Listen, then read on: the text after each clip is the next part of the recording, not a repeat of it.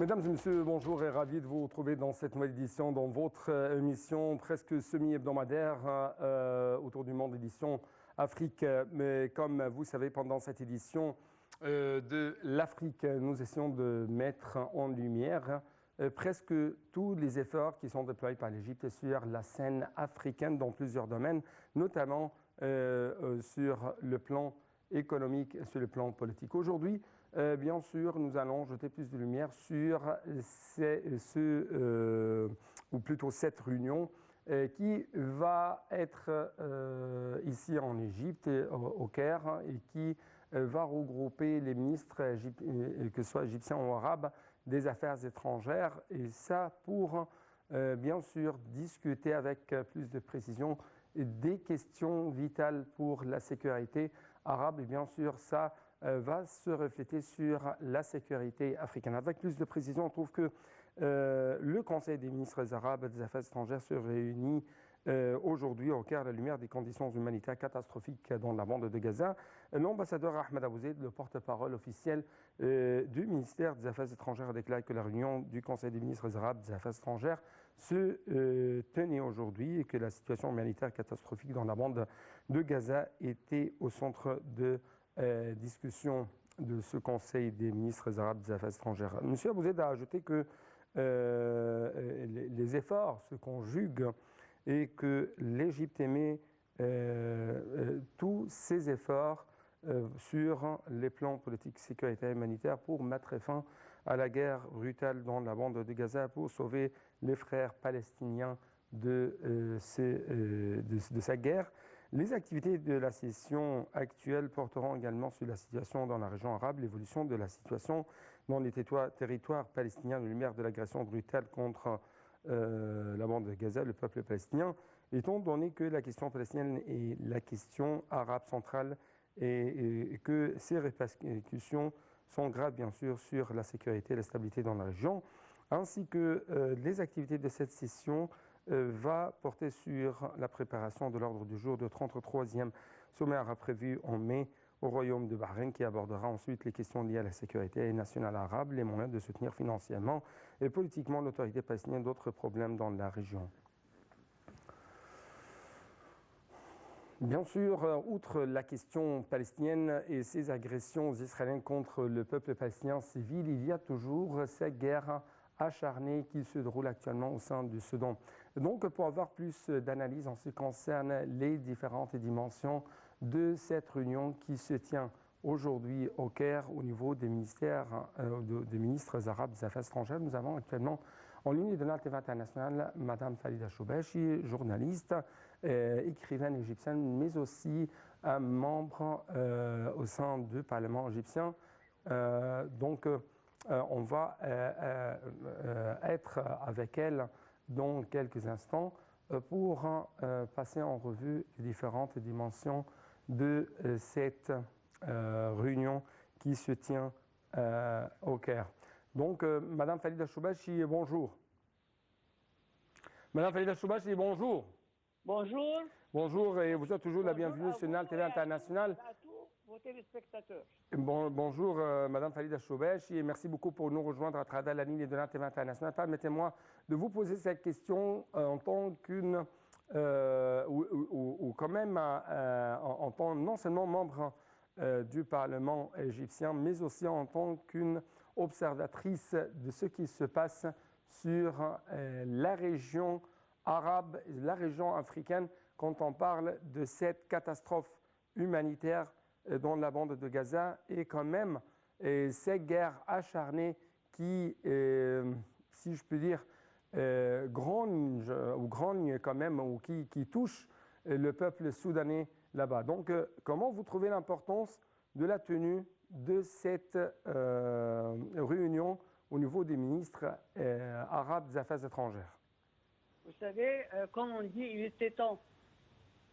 Il était temps qu'une telle réunion se réalise, parce que nous avons des monstres autour de nous dans presque tout le monde arabe. Vous voyez, ce qui se passe au Soudan, ce n'est pas le peuple soudanais, c'est des mercenaires aussi qui sont poussés au Soudan. Ce qui se passe à Gaza, a changé l'image d'Israël dans le monde entier. C'était un pays qui prétendait être le pauvre. Ils sont massacrés, ils sont, comment dire, ils subissent des génocides. Ce sont eux maintenant qui commettent le plus affreux génocide vu dans l'histoire de l'humanité entière. Ça, c'est maintenant, ça a révolté le monde entier. Alors il était temps que les Arabes se révoltent et qu'ils réalisent que notre force, c'est notre union, comme a dit le président Al-Sisi. Et comme nous avons, moi personnellement, comme je suis très âgé, j'ai vécu l'expérience de 56, quand il y a eu l'agression tripartite, britannique et israélienne. En 56, il y a eu, après le discours de Nasser, quand il a dit « nous n'allons jamais, nous allons résister, on ne peut pas nous imposer la reddition, nous sommes un peuple qui a sa fierté, son amour pour sa patrie, nous allons résister ». Quand il a dit ça, tous les tuyaux du pétrole dans le monde arabe, de l'océan à l'Atlantique, non, au Golfe, tous les tuyaux ont été exposés et l'Occident a réalisé qu'il était devant une force indomptable. Et c'est pour ça qu'il y a eu, depuis, tous les complots contre nos pays ont été faits pour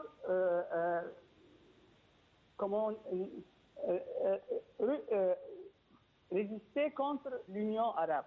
Alors maintenant, on commence à sentir et à réaliser à quel point c'est un pas très important qui même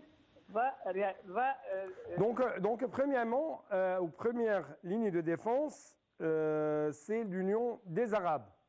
L'Union, ça c'est l'Union. Donc, si on va parler des instruments plus forts sur le terrain, qu'est-ce que les Arabes possèdent actuellement en tant que des cartes de pression pour arrêter que ce soit la guerre israélienne contre les Palestiniens dans la bande de Gaza ou quand même en ce qui concerne sa guerre acharnée qui touche le peuple soudanais?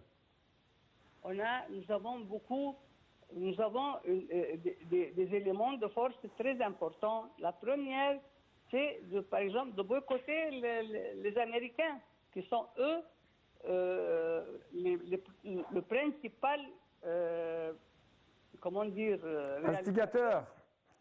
Oui, ça c'est l'appui des Israéliens, c'est infaillible du côté américain et ils sont les partenaires dans les agressions contre les Palestiniens civils.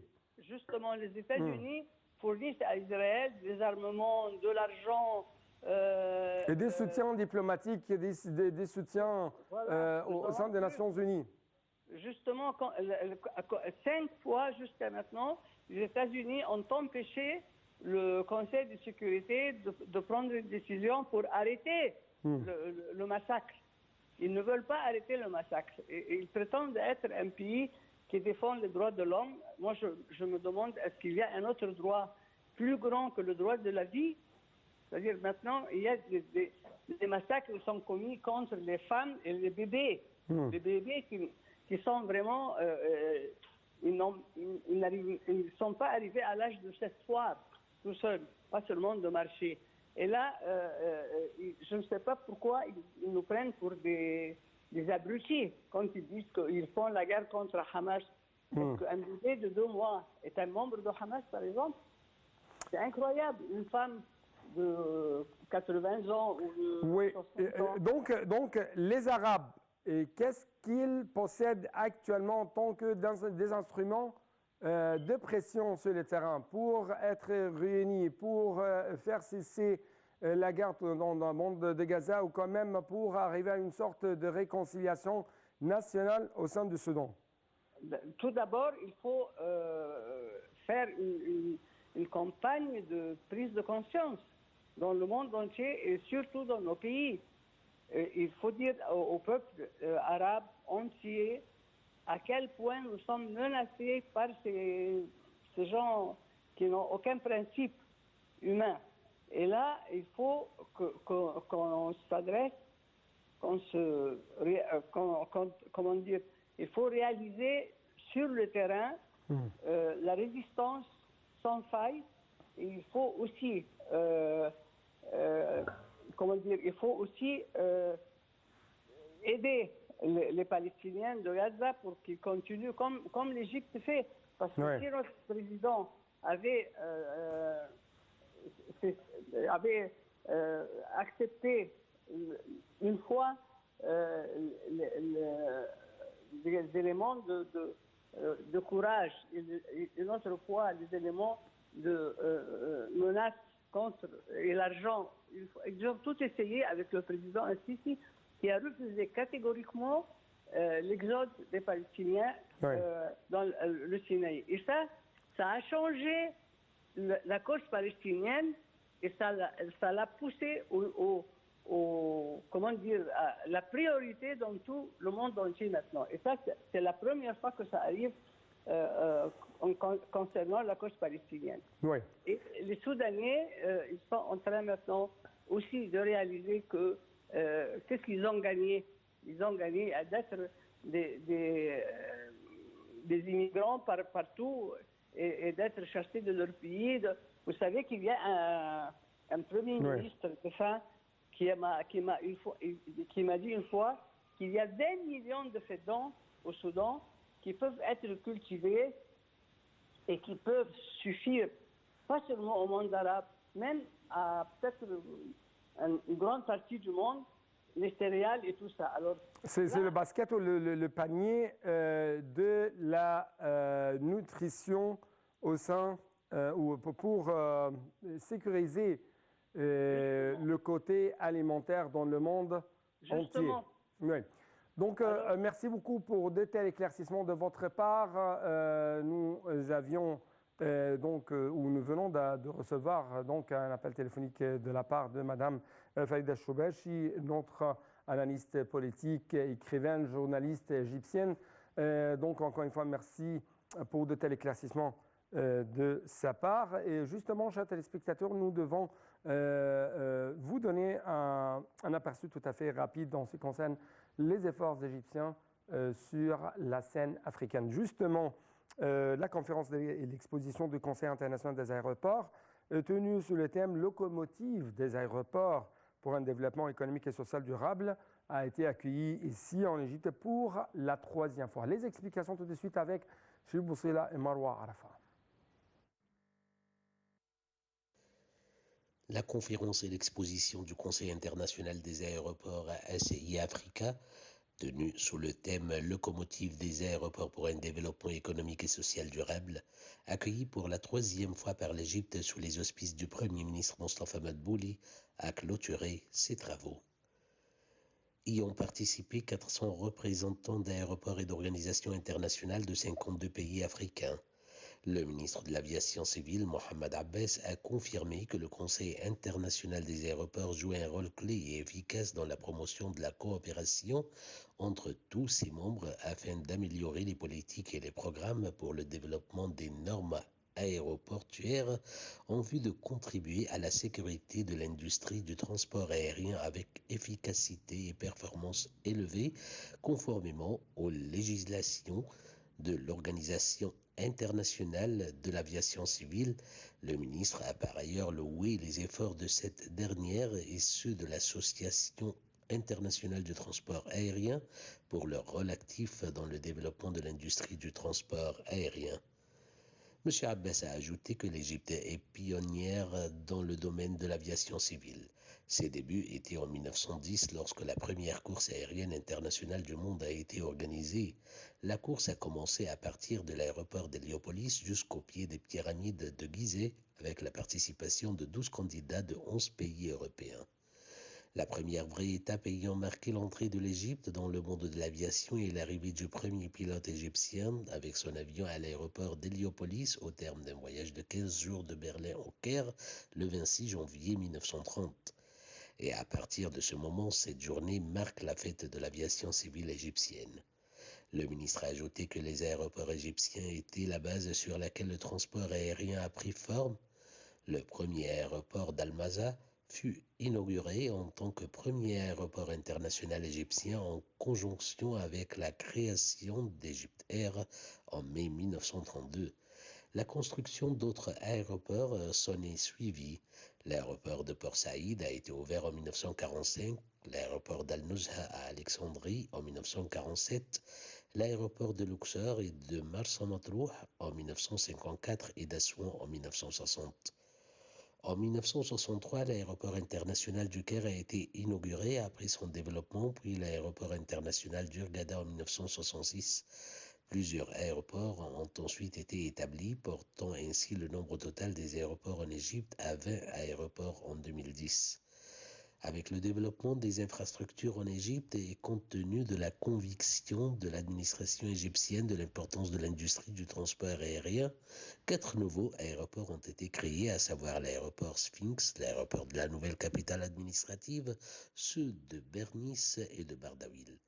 En outre, les aéroports de Sharm el-Sheikh et d'Hurghada ont fait l'objet d'un plan de développement et ont vu leur capacité augmenter de 2016 à 2022.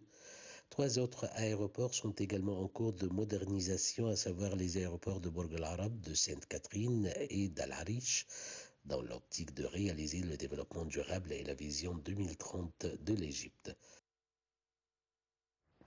Donc avec ce reportage, nous devons clôturer cette édition. Merci beaucoup pour votre attention. À la prochaine.